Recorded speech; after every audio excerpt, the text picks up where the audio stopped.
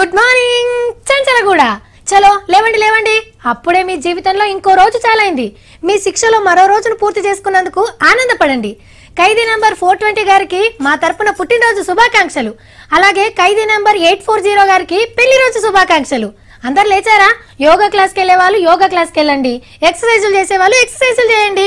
ఇవాళ మంగళవారం, మీకు తెలుసు కదా. మీ అందరికి వేడి వేడి ఉప్మా రెడీ. మీ పనుల్లో మీరు ఉండండి, ఈ లోపు మంచి పాటేసుకుందామా? వింటూనే ఉండండి చంచల్గూడ FM. ఖైదీ అన్నయ్యలు ఇంట్రెస్టింగ్ వింటున్నారు. ఇక మనం అస్సలు ముచ్చట చెప్పుకుందాం. చెంచల్గూడ చెర్లపల్లి జైలల్లా FM రేడియో పెట్టిండు కొత్తగా. ఈ సెటప్ అదే, కొత్త కొత్త సినిమా పాటలు వినిపిస్తారట దినం.